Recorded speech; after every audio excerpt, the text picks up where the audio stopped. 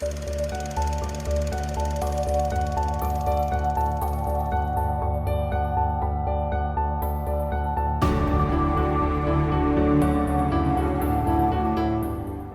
I'm Sophie, and I haven't seen a lot of movies. Hi, I'm Paul, and I'm here to help with that. And we are SP Film Viewers.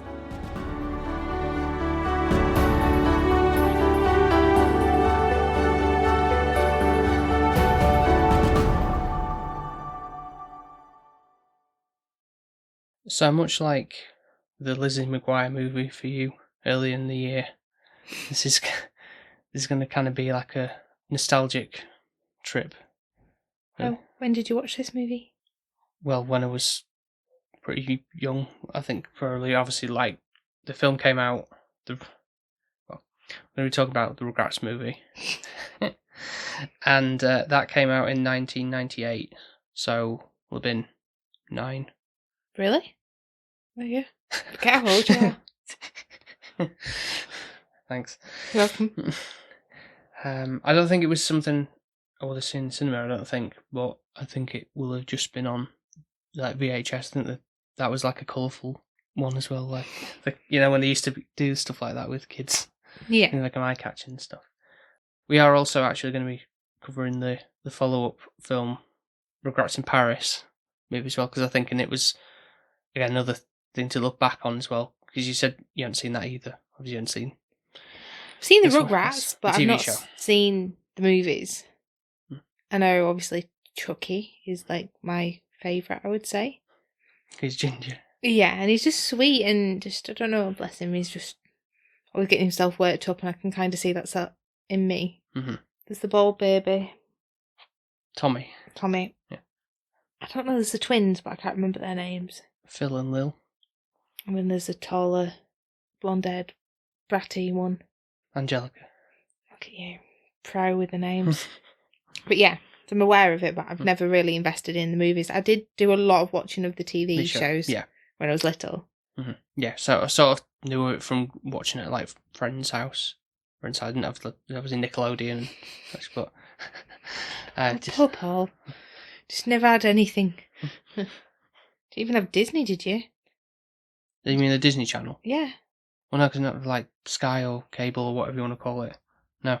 So, through osmosis, through other people, I guess. Really, just picking up on it and it hits here and there. But yeah, so this will be quite a trip, really. But it's, again, a bit like with the Osmosis Jones, I'm going to feel like it's going to be going to remember more than I think, really. Like, it's going to be like, oh yeah, I remember, like, certain scenes, I think. I don't know. For whatever reason, it's just... Stuck with you. Yeah. Useless information. Always. Anything important doesn't stick with us, it's just uselessness. So, for the Rugrats movie, the 1998 one, the synopsis reads, annoyed by the responsibility of being an older brother to Dill, Tommy sets out with Chucky, Phil and Lil to return his baby brother to the hospital. Oh, that's cute. Why is that cute? Well, at least he's sending him back to the hospital. He's not just chucking him away in the bin or something. However, they inadvertently get lost in the woods during their trip. Okay. So that's the first one. Even the background's really garishly colourful on that. And the follow-up film came out in 2000. It says, France never had a chance. A group of rambunctious toddlers travel a trip to Paris. That's weird wording, but as they journey from Eiffel Tower to Notre Dame, they learn new lessons about trust, loyalty, and love. Very vague. That is very vague. Compared to the other one, but there we are. I'm excited. It should be easygoing. Yeah. So I put it to the patrons of this or the SpongeBob movie, but I feel like in a way it's kind of worked because, like I say, I'd been on mind to cover this anyway. Whether it's like, oh, should I do an episode on it or not, or just watch it for just because, really. But there's the means of watching them both should be good because, again, for maybe of a nostalgia trip for me more so, really. It's all about you, is it, Paul? Is that what you're saying? No, I'm looking forward to it. It should be good. Yeah. Let's go watch them then. Yeah. How long are they? Back. They're only short, bear in mind, they're like less than an hour and a half each. So. 3 hours in total. So yeah, we'll be back with our thoughts on the double bill. Rugrats, the movie, and Rugrats in Paris, the movie.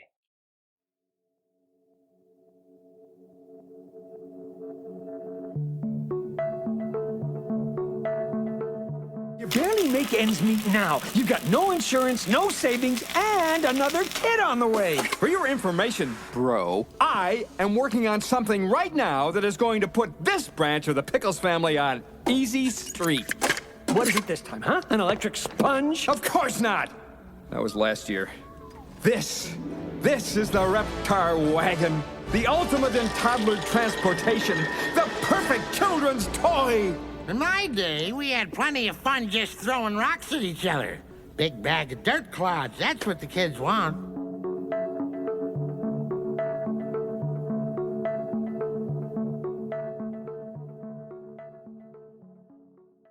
And we are back, baby. Baby? Babies. Babies. Having watched the films, did you enjoy them? Yeah, I did, yeah. I think the first one's a bit more creepier. Definitely more dark than I remember it being. Yeah. Yeah. The second one's more light-hearted, and I feel like there's more of a plot and a story to it. What we'll do is we'll just go through the first movie first, and then go with the next one after that, and then do any sort of, we might comparisons. Yeah. Mm-hmm. By the end of it. But. Okay. So yeah, as sort of described in the beginning, that's the main reason for this story is the fact that Tommy's got a new brother. Well, they initially think it's going to be he's going to have a baby sister, but it's a baby brother. He's going to imagine that though, because they painted the room like half blue, half pink. Mm. They've got everything for a girl, and then you pop out a boy. Like, how disappointed would you actually be? Because back then, like nowadays, that would never happen because they would know exactly what the gender of the baby would be. But back then, the scans and everything weren't that accurate. Like, so it could be like, oh well, actually, you're having a boy, but it's like you've mentally prepared for a girl. Do you know what I mean? Yeah, I know what you mean. Yeah. I think that must be, but I guess at the end of the day, it's a child is your child. You're going to love them no matter what, so it doesn't really matter. But I feel like I'd rather back then not know, and it'd just be a surprise than prepare for something that I'm not going to get. But anyways. So, the opening scene is not a gender reveal anymore, but it's a baby shower. Oh, and before that, it's got the Indiana Jones. Oh, yes. Okie dokie Jones. Tommy calls it. But you got the music and it's like a kind of like sets up what's this like, they're going on an adventure in the head kind of thing, but it's actually just the rolling ball is the pregnant mum. Mm-hmm. And trying to get the dessert from the party. Yeah. I think within this it's kind of the opening scene setting the tone of what's to come. Like obviously Tommy's going to get a new baby sibling, and basically Angelica does say, oh well, yeah, you're going to get forgotten about, and just Tommy's like Spike. Yeah, you're going to turn into a dog. Yeah, and be sent to the kennel outside. Yeah, so it's the initial thing of everything's going to be fine, yeah, don't worry. It's sort of excited, but then just like I think with change, it's kind of hard to get a grasp on sometimes. Like, oh, no, everything's all different now. And yeah, it's like adapting, isn't it? Like, I think for us, the big change was when you moved roles and you got your new job. And that was quite changing for me because, like, I've got used to you being in the house all the time. And now you're commuting more. And that was quite a big shift for everybody, I think. So, and I know it's not like a baby, but it just upheavals your normal day-to-day routine. And that's what a baby 100% does. Mm-hmm. You have to sleep. You have to wake up when that baby is... It's all down to him or her, like on the pattern. Yeah. And I think Tommy's kind of getting, bless him, shoved out. But that's not because his parents don't love him. It's just they're exhausted and this baby is just crying and crying and crying. Yeah, for weeks on end. Yeah, it's like... Yeah, it doesn't pay it in a good light. Isn't like, oh, that's what, motherhood, fatherhood is like. It's just like a child that just won't shut up and just pretty crying. Much. It's like, what do you want? And that's what's hard, because you don't really know what they want. Mm. Like, obviously, there's the obvious, like, oh, well, they've got a parcel in a nappy. But that still couldn't be, they might just have burps or hiccups, and you can't do anything about that. Like, you can try your best, but it's... Yeah. Well, the thing is, the fact with this, because obviously the babies to themselves talk, well, semi-English language with one another. Yeah. Because obviously they get confused with the wording of things. But because there's like a bit later on when like Tommy says, like, what do you want to Dylan? He's like, hungry. And he actually says it, but to a parent, he wouldn't. That wouldn't happen. He would just be crying. Yeah, I think they understand baby language a little bit, basically. Yeah. Whereas the parents are just, it's crying or it's making a funny gooey noise. Yeah. I think the weird scene for me that really, really freaked me out, and it was early on, was when the mum was giving birth, and there was like different birthing rooms. Oh, okay, yeah. One where there was like, she was in the middle of a farm field. Yeah, like new age, like methods of like, where you give birth and stuff. And underwater. And then obviously she was then in a normal hospital room, and the babies were in like a little baby pen, and the grandparents, who were absolutely crap in this. Well, all the parents, to be fair, are kind of like that. They're just so irresponsible with... True. But the grandparents are the worst, because they're meant to be looking after him while, his mum's giving birth. Yeah. And they're just like, right, okay, we're going to go find my mum another baby. And it's the singing baby thing. It's a bit, yeah. I don't know why. I've forgotten about that, or it just, there's a lot of those, there's a lot of musical numbers in this that kind of feel like they're just a bit shoehorned in. That is one of the worst culprits of... It just freaked me out. It were like these full-on babies talking and singing, and the heads look really weird compared to the bodies, and it just... I think that's the design from the creators of the Rugrats. Well, they all kind of look a bit weird, don't they? But it's where the babies were lifting up the heads and speaking. It's like, well, that's not accurate at all. Like, they can't lift the heads up. That's the whole thing. Like, they're not toddlers. They're literally just newborn babies. Yeah, and they're speaking more coherent than what Tommy and Chucky and they sound old. Yeah, and it's just like, and the mouths look huge. The way that it's being animated, and it's just like, oh, well, this doesn't settle with me, right? It just freaked me out. Okay, but then there's that other weird like 3D sequence when she's giving birth, and it's almost like, oh, he's coming into the world. And it's kind of like flashing through, like, obviously like dinosaurs, cavemen, stuff, and for some reason, as if like that's showing very evolution. Trippy. I think that's how else could they do it, really? Like, apart from bring a stork along, or because obviously children are going to watch it and they're going to try and comprehend it. That's what's going to fantastic journey of like, oh, I'm coming. Going to be a dinosaur. Yeah, traveling through time and space, just to be coming to this world. Yeah. To be fair, they've got now baby Dylan and baby Tommy. Yeah, Dill Pickles though. It's a bit of it's not a great. Yeah, didn't really think like, oh yeah, that's great. No, well, Tommy Pickles, not just Pickle as the last name. Sorry, anyone called Pickles, but I think this is where you kind of see. I feel like I am a bit of Dylan. Like, I am the youngest sibling. So I came after my sister, and I was the one that you were a couple of years after. Apparently was a pain in the bottom and just wanted everything my way. But then I'd use Sarah as my, like, I wouldn't speak because I'd be too lazy, because I know if I just pointed, Sarah would get me it. So I'd go, and Sarah would be like, oh, but she wants this. And Mum's like, yeah, but she needs to say it herself. Yeah. And so I was like, yeah, but I know what she wants. I'll go get her it. And I'm like, well, go get me it. Well, it's a bit like my brother Joe, and he took forever to walk properly. Like, he would just like crawl everywhere, and Mum's like, no, come on, you get up and start trying to walk now. Stop being lazy. I think the second child is a lot lazy because the younger sibling just does everything. The older sibling just does everything for them. Yeah. I don't think I recall anything like, oh, right, no, I'll help him move. I think I was just like, obviously there's a bigger gap between me and Joe, but I don't recall ever having to assist him with like walking and stuff. We're just more like there to try be entertaining, I guess.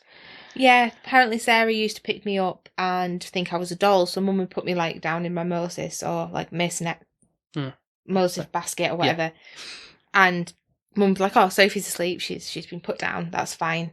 And then Mum would come back and be like, where's Sophie?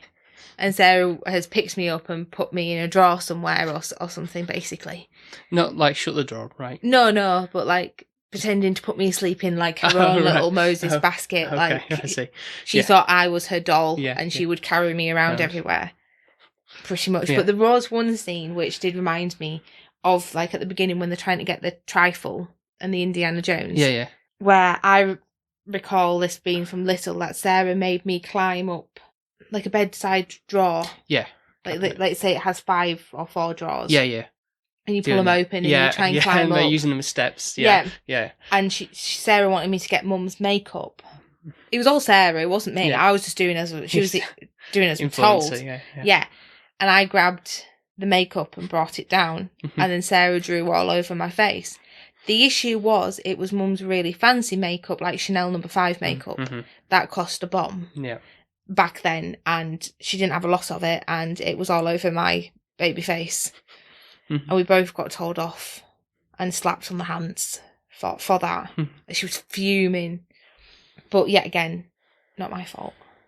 It was the older siblings' fault, really. But you can't. How old would you have been? Maybe at least I'd have been 2. She'd have been about 4 at that point. So I'd have been. I would say you wouldn't really know any better at that point, but she should know better. Yeah. Exactly. So. But kind of within this, when watching it, I could just see similarities of me and Sarah because we are like 2 to 3 years difference. Yeah. And you can see how that could affect. Yeah.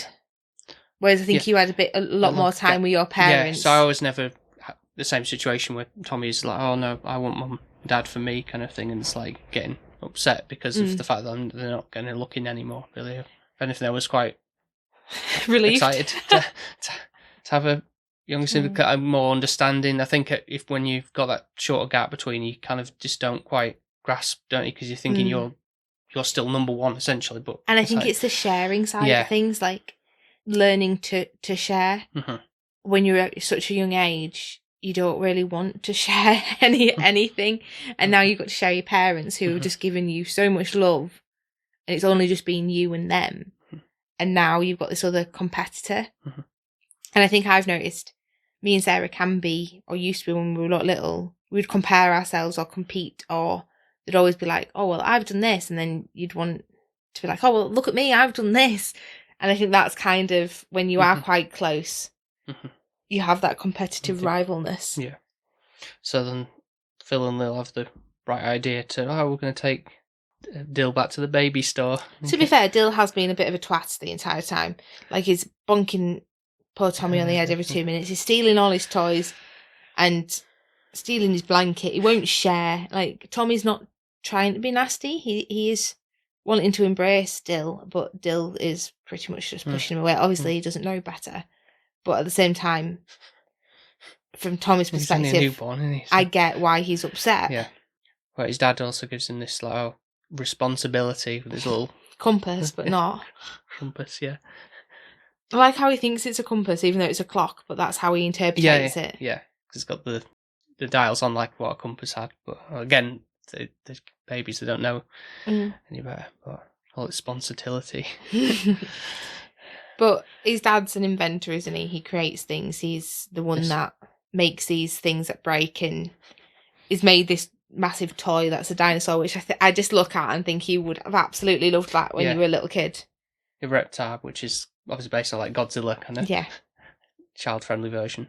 You'd have wanted that so badly if that ever existed. Yeah. I can't remember if there must have been like merchandise at that point, because like Rugrats at that point, that's why they made a movie of it. I think because it's like a prime time for that to like the boom of it, really.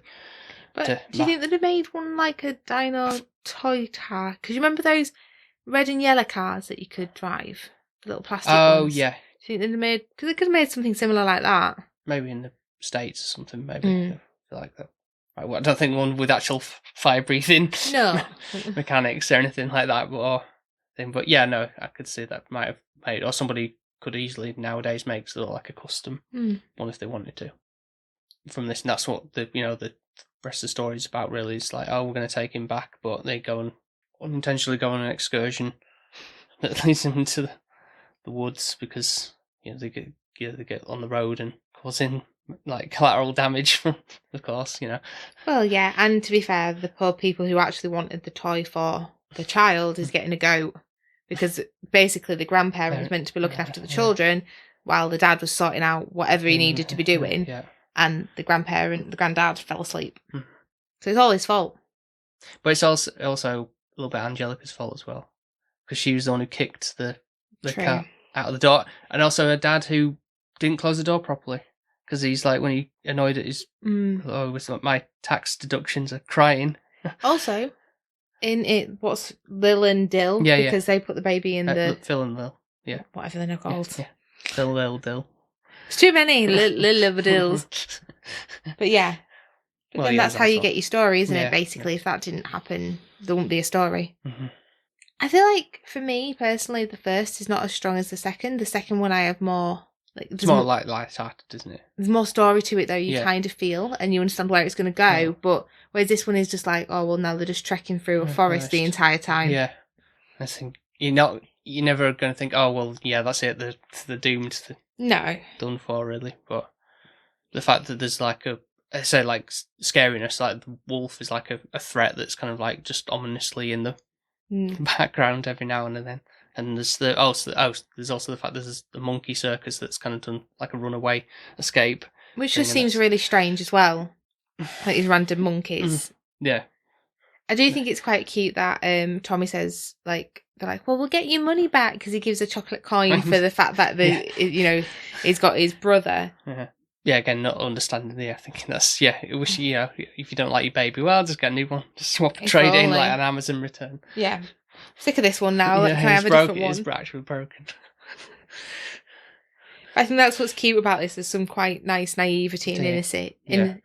But at the same time, it's even back when I would have seen it when I was younger. It's semi-annoying, but I know that's like the mentality of a child would be anyway. So in ways, and I think it's more just the irresponsibility of the parents, really. The fact that they can just like not really looking after them. Really, or they kind of just like they are there, but like in another room and not really paying attention. I don't know. I feel like that's still normal nowadays. Though I think if anything, we've got worse. And the fact that they've got the newborn Dill, and it's like, oh, we're still going to leave Phil and Lil and Chucky at the Pickles house. Yeah. Like, what are the parents? Why couldn't they've gone? Yeah. Because even Chucky was like, I don't want to be here anymore. It's too noisy. It's not fun. And it's like, well, why won't one of the other parents help him out and take him on? Yeah, well, what are they doing? Yeah. They got proper jobs. Clearly. And so I feel like this is where Tommy is trying to be a good... Yeah, once he gets his sponsibility and he's like, oh, no, my mum and dad want to keep him and everything. So he has to feel like he's sort of stepping up a little bit and he's sort of disagreeing with like Phil knows, oh, it's not what you expected, is it? Kind of thing. It's all Dill's fault and everything. But he's trying to be a good brother. But then there's sort of like, as it goes on a little bit later on, this straw that breaks the camel's back a little bit. And but he loses all his friends, doesn't he? They all turn the back on him. Even Chucky's like, well, you're not there for me. You're not a friend. Sorry, my brother nearly drowned and like he's not going to be able to swim. And yeah. I know the water was pretty shallow, but because you were like, what you doing talking about Chucky? But just because he's a bit of a hypochondriac, when you worry about stuff excessively. Yeah. But I think it's more just he's scared of everything. Yeah. Just how he is. Yeah. So then, obviously, Tommy at that point is like, "Oh, we'll share the blanket together, and I'm looking after you." And then Dill's like, "Nope, I want." I steals all the food from the bottle and everything. And it's like, "You're not sharing." And then that's when he's like, gets really annoyed as Tommy, and sees that he's like actually. There's like quite a cleverly way of animating it, like, oh, there's a puddle there and it's starting and he's gonna like almost banana. Like I don't know, like he's like gonna kill him or something. It looks viciously done, doesn't it? It's like, and then it's like with the thunder lightning, he's feels like looking up with his big baby eyes, like looking sad, and it's like realizing okay, it did kind of still kind of maybe like tear up a little bit because like oh that's really sweet, like the fact of it. I guess it's more like a. Not in the same way that ever happened with me and Joe, but like if you guys like my little baby brother kind of thing. Oh, he is a baby, isn't he? Yeah. Still a baby, yeah. regardless. Yeah. How tall he is. He's Much taller than you Yeah. now. But then I think Chucky does like a 360 in this, where he does kind of in the end save them all from the monkeys and tries to. Tommy does end up having to save Chucky in the end, but yeah, he's trying to step up and realise that Tommy's got more responsibility with Dill now and be a better friend for Tommy as well. Yeah. They also want to go find the lizard. Wonderful lizard it was, yeah. Because the cat pronounced wizard. Yeah. And I did say to you, did they say lizard? I was like, oh, am I hearing things? No, they did, but it's, again... Yeah, until the fact that Tommy's is like a big guy with pointy hat and grants wishes. Like, oh, right, okay, that's what they mean. Yeah, you twig. Even when at first, I was thinking, what, a lizard? Yeah. Reptile. I did think, oh, is it because of the car that they're in that I think they need a lizard or something? But yeah, makes sense now. And the fact that Angelica's at this wild because they took a Cynthia doll as well. And this is like she's on the pursuit for him as well. And so she gets in amongst all this as well in a way. And she's on her own journey and she wouldn't meet him till much like the very back end. But the family dog, Spike, who's sort of like comes to the rescue as well. God love Spike. That actually made me cry, didn't it? I was being a bit pathetic. Because obviously we've recently just lost our dog and Spike had fallen off the ravine with the wolf. Yeah, so they thought they'd lost him. And initially they wanted to wish to go home. Oh, yeah. And then Tommy goes, I wish to have my dog back. I was thinking, oh, don't we all? I know how you feel, Tommy. I know, but for them, they assumed the worst. But the fact that he was still already alive. Yeah, it might help. Yeah. Thanks, yeah, Paul. Yeah. That's what it was. It wasn't actually resurrected. But yeah, all's well ends well. They kind of parents find him. Have like the film crew and like almost like FBI and kind of stuff like coming in to ridiculous amount of people. So it's like the biggest scandal ever, really. And the dad flown around in one of his inventions to find him. Yeah, he becomes the hero in the end. It's like, well, maybe you need to question your granddad a little bit better. Well, his dad, yeah. Well, I'd be like, well, I'm sorry. Never watching my kids again. But true patrol, I think that's kind of what happens in the TV show a lot of time because it's so grandparents just fall asleep all the time. I think, but yeah, they just it was kind of fun to revisit, really. But I'd say like it is quite a dark tale, really, than for what it is. I think I would say for a younger audience these days, it might come across as like we don't really like this or whatever. Or do you think they would get bored? I don't think they get bored, but I think it might scare them a little bit. It's like if they watched Snow White and the Seven Dwarfs, I feel like that would be quite impactful towards them compared to like even like Bug's Life. Like that's quite scary with the grasshoppers. Yeah, in a way. Yeah. So I feel like nowadays the enemies in a movie aren't really that villainessy, and I think so this before, it loses that bit.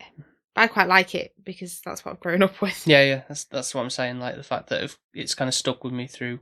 Maybe that's another reflection of how we are as people, what we can sort of tolerate. I don't know. Like no, it's true.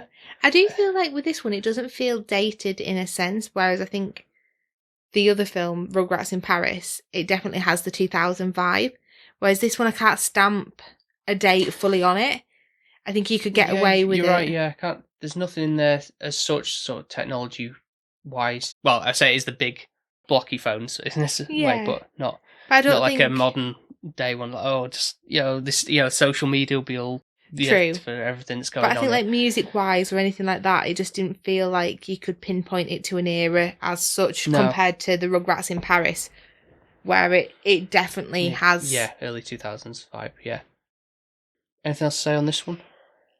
I don't think so. Obviously just that then Tommy and Dill do get close and they realise that they can get on and life's better, isn't it? Because then they do the Indiana Jones thing again and they get the pudding. Yeah, it's like, he's actually helping out now, and they're all kind of accepting of the new change and everything, but it can be in a good way.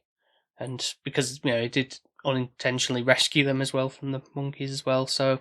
Yeah. There's those kind of things. But again, it's just he did do a lot of things to put them into trouble as well. Yeah. But again, he's quite funny little head, but he's quite cute, isn't he? He reminds me of Monkey Balls Super Monkey Ball. Yeah, in a way, yeah. Like the shape. Baby design of him, yeah. Yeah. But the only other thing I've got to bring up out of this one, I kind of looked a quick scan of like Letterboxd of reviews for this film, because thinking, we'll just wonder what this consensus of it really, obviously, because like for some people it's going to be like a nostalgia thing, like for me or anything like that. I picked out some of the like ones that are kind of amusing for the fact of it being like a sort of a lowish score. Before we go to our scores, Are we scoring at the end together, or are we scoring separately? We'll score after wrapping up this part. Oh, okay. So a couple of ones I've got noted down here, kind of reflected on this anyway. But none of the parents should have custody of the children. Agreed. Yep. That's review. If my last name was Pickles and my spouse wanted to name our kid Dill, I'd divorce them. And the best one is Durex commercial. Why? As in, like, don't have kids. Basically. Because it's like, look at how annoying they are and just like screaming. But then you have to remember, you were once I know this is that annoying little child. And now look at you. That's always what I think. Mm-hmm. You have to start somewhere. Yeah, so go to our scores. You first.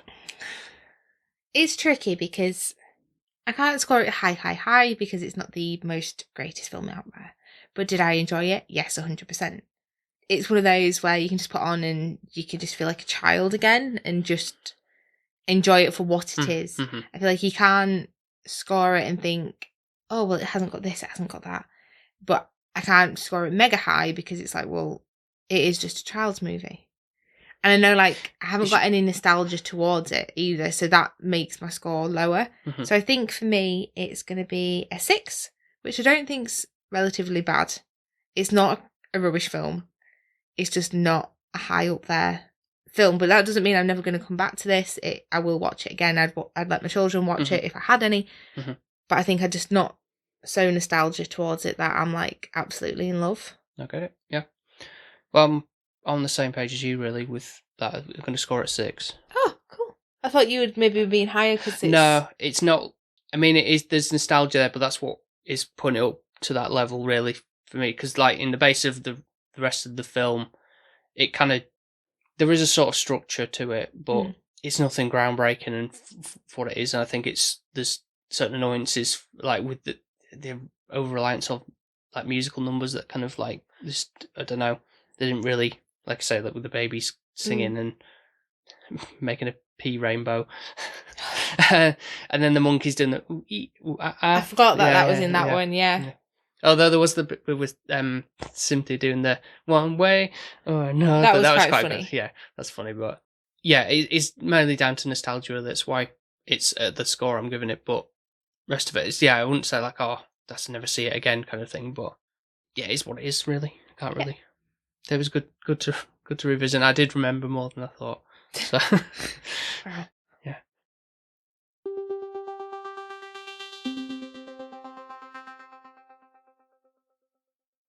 So now we go on to the next film where they go to Paris. Paris, oui. And what I like about this one, straight off the bat, is the fact that they're doing like a Godfather reference for some reason. Like, you come to me on the day of my grandfather's wedding. It's really good. Yeah. Did you get that from the... Oh, yeah. Yeah. Yeah. Of course I did. Because I know you said like, oh, I could never want to watch that film again. No, I've seen it. I don't need to see it again. Never. I might appreciate it more because, to be fair, when I did watch it, I was quite young. So I feel like this has a story. Yeah, and it's Chucky's story this time. And it just makes me, like, it just pulls on your heartstrings a little bit more than the other one does. Like, it just... Like, Chucky wants to find his mum and he doesn't have a mum. I didn't realise Chucky didn't have a mum. Like, I've been watching the Rugrats and I wasn't aware that she'd passed away. I didn't realise.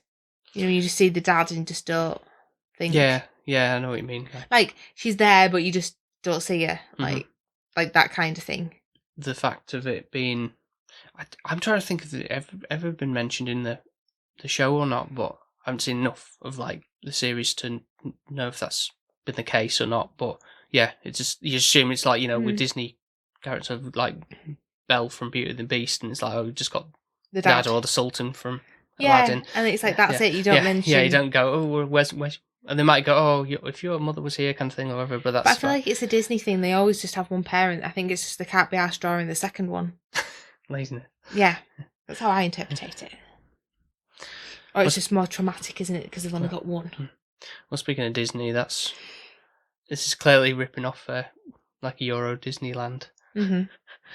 There's definitely a ride where they're going through it, and it looks like it's a small world. Yeah, like I think it's the Goo ride or whatever. World or something. Yeah, but it is. It's a small world, and there's so many things that they're doing, like with the princess. It's for some reason I got like Mulan vibes initially from her, but then you could kind of think it is like a Godzilla, King Kong kind of vibe. Yeah, there definitely nods to that. Also, this film really confuses me a little bit because I feel like there's so much Japanese elements to it, and it's like, why aren't we in Japan then? Yeah, like, it is very. I feel like that's a misstep, really.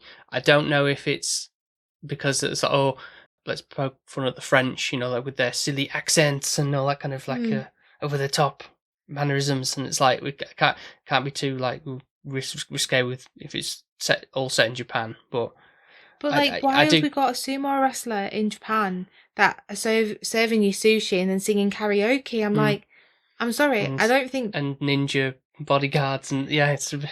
I don't think Paris have that many Japanese people there.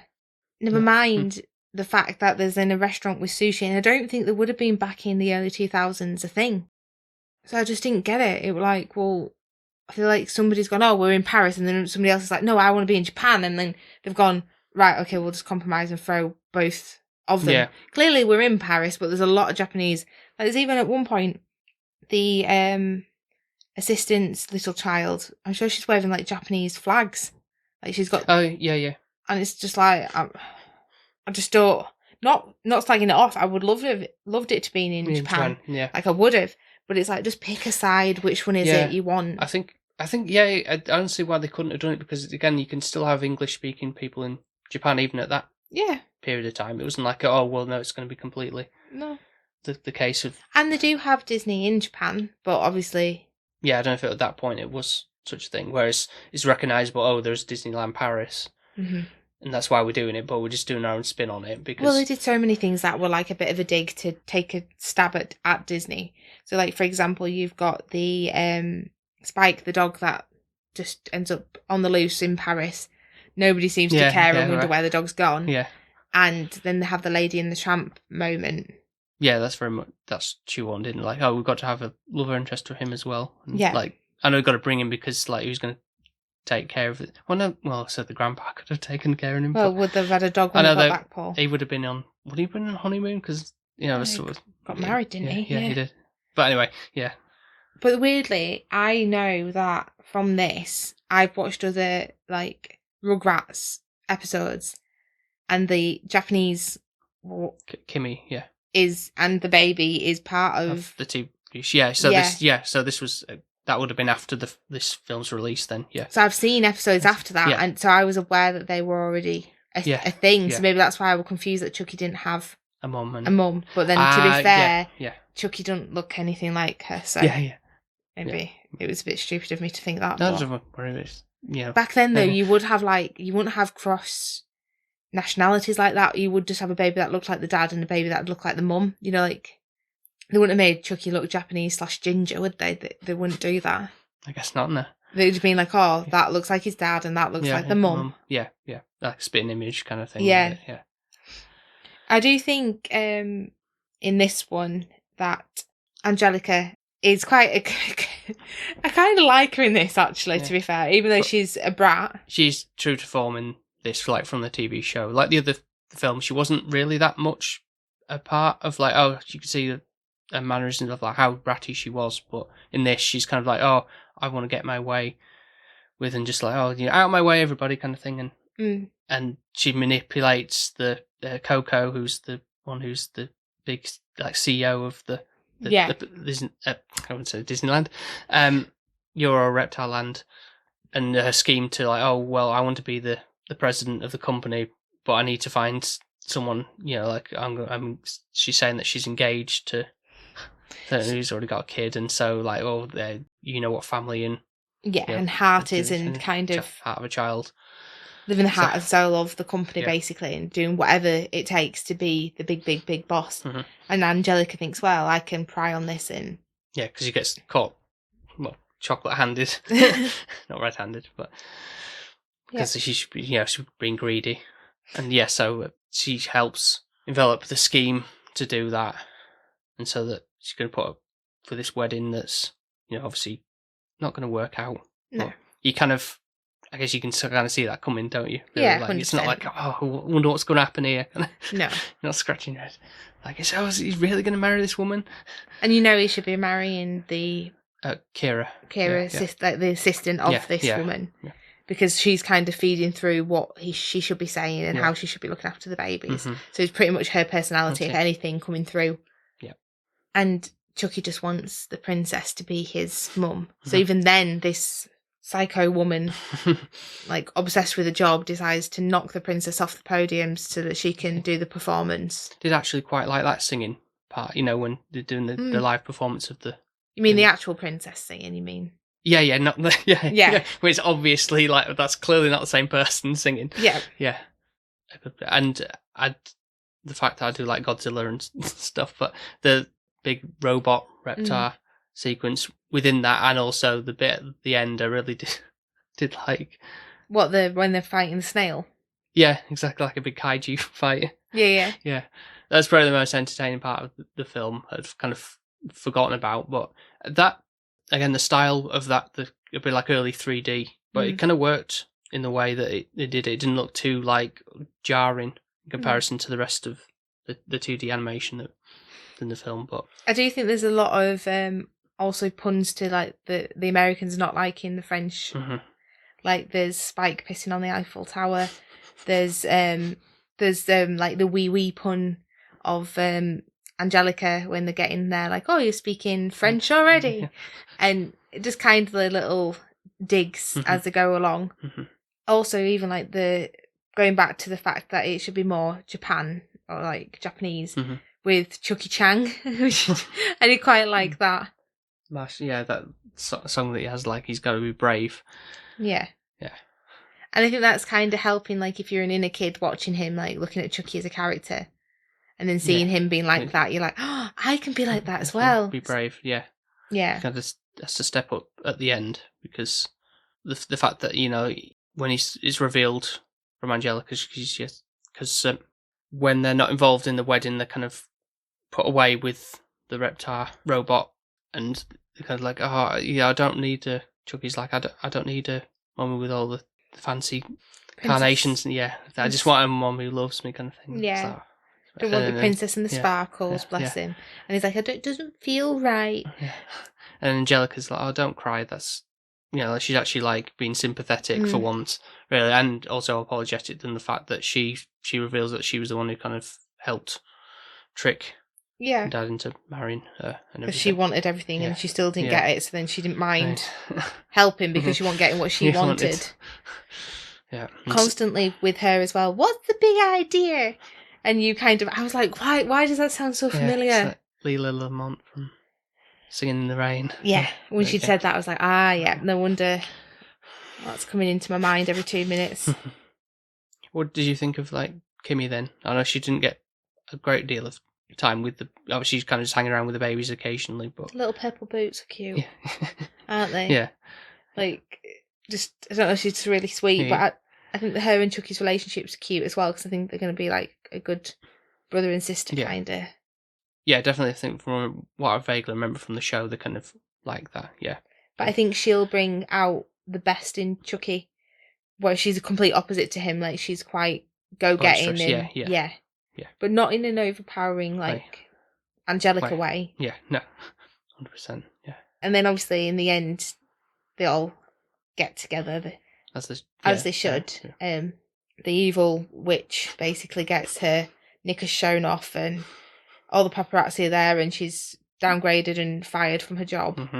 We have a lovely wedding that actually Chucky gets a new mum, and it's just fluffy and nice It's and wholesome, just, isn't it? Yeah. yeah, even though you can straight away go, yeah, this is how it's going to work, this is the beat, and this is what's going to happen, you still enjoy being on that ride and knowing you were right from the end, that's how it was going to work out. No real scary moments either, really. Except maybe if you were in the auditorium at the show and you're seeing all like the flash, think of that maybe, but... A lot of 2000 music though, like Who Let the Dogs Out was quite prime on this. Yeah, because, Spike running out to... And then even at the end, they used it again, like for the end credits. I'm thinking, was that... I don't know if the song was made for the film or that was... Well, I was thinking of that in the other one with that monkey scene.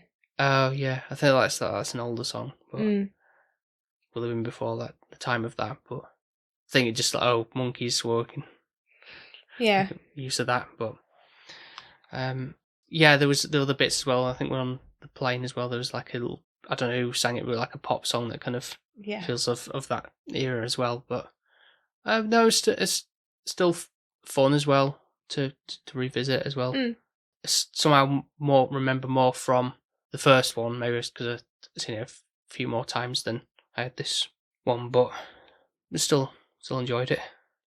I really enjoyed this one actually more than the first. Personally, I think this one had just a better storyline. It was more coherent. You understood the plot. There was more heartfelt situation instead of being annoyed at the parents for losing them. It was actually Even they still managed to not keep an eye on them, but in a different way. It wasn't a really threatening way. It's kind of like, they've just gone for 2 minutes and on the back, but just again, just a lot of Americans causing collateral damage to Paris, destroying I think the Louvre and some landmarks, along the way. There we are. So is this going to be a higher score than the one? Not by much, but yes. I think this one for me would be a 7. I think it's just more enjoyable. I think I'd actually come back to this one more than I would the first. I think you feel for Chucky as a character. You hope going forward that he won't have his shoelaces untied because now he has a mum to do them for him. And I think it's just a nice squishy feeling about it, and there's some good puns. It's more relatable, it's more realistic, and still cartoony. Nice. Is it realistic? Compared to the first one, yeah. Like, there is a reason behind why they're going to Paris. There is a reason why Chucky wants a new mum. You can relate to some of the aspects of it, whereas I think the first one is how realistic is leaving your child to go run around and get trapped in woods with this toy car. Yeah, it's a bit more far-fetched. Yeah. No, I get you. Yeah. I think I'm going to put it 6.5. Okay. The reptile stomping around France is the big selling point. And as I say, like, it's more easygoing. I feel like it's already established that we've got Dill as the new baby brother now and everything. I don't think that would take anything away from, like if somebody watching it from like first time without seeing the first film. Oh, they could possibly not watch the second after that. No, they need to watch the first one. To understand. Yeah. No, they'd be fine. Yeah, and they have to do sort of another nod to the Godfather again at the end as well. But with Chucky instead of Angelica. Yeah, still good. Yeah, so there's that. I love the fact that all stems from Angelica just like watching like a snippet of that, and she's just running with it. Yeah, but I feel like that's a good nod to parents watching it. That's a really clever way of doing it. Yeah, like children would never know what it is, but the parents. I don't think even at that point I would have known what that was about. But no way would have. Maybe you saw unintentionally saw that from a young age than I did. Possibly. A blast from the past. Enjoyed it. And nice easy going. Yeah. Just what we needed. Can't say the next one's going to be. It's fine. Planned. The stars have aligned and. They have not. You've aligned the stars, Paul. Don't worry. I'll get you back. It's soon my birthday. That is. So I get to pick all 3. I only get to pick all 3 once a year. You get to pick all the other 51 days of the week here. the week. So I think we should want to thank us Patreons since, to be fair, I wouldn't have gone wrong with either one that you'd given them to pick, to be honest, but I did enjoy the Rugrats, probably compared to SpongeBob. Yeah, I think in retrospect there's probably a lot more to take in on that than the SpongeBob. I think SpongeBob would have got on my nerves after a bit. I do like Patrick, but I think... Yeah, you get some up my nerves a little bit. And there's a Sheila the squirrel. Sandy. Oh, Sandy. Is Sheila the squirrel off Croc instead? That one I'm getting confused. No, she's kangaroo from Sheila. Spyro. Oh, there we go. Jesus. No, Sandy's not Australian. But thank you, patrons, for picking the Rugrats. And those people are as follows: Alex and Shani, who are at Desperately Seeking Username, and SDOG on Instagram. Emma and Jonesy, who are on Instagram under the handles Weight Loss Jonesy and M_Hayton. We've got Gren and Ben, who are at CGren_draw, and Ben Push Pull Health, formerly Film Vloggers. We've also got Mark and Nico, which are very good podcasters on movies, so go check them out. So they are on Instagram under the handle 100 Things We Learned from Film and The Good, the Bad and the Weird podcast. Oh, and lastly, my mum. Sorry, Mum. So, if you want to have your name read out every single episode and have the opportunity to vote for a movie we watch once a month, then all you need to do is go to patreon.com/SP Film Viewers. We'd also appreciate it if you gave us a 5-star review of our show, if you've listened to some of our episodes and you've enjoyed what you've heard, over on Spotify, Podchaser, and wherever else to do the scoring system. And of course, you can go and listen to the back catalogue of other episodes we've done over on Apple Podcasts, Spotify, Podbean, and wherever else you get your podcasts from. And if you want to follow us on social media, then you can.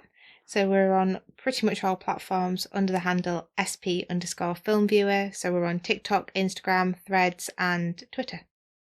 Last thing to say on the Rugrats. Did you ever watch the TV series where they were like in the teens? No, but I saw a picture of Tommy with like blue hair and I didn't understand how that happened. Well, he's grown up. Why blue hair? His dad's got... Oh yeah, fair enough.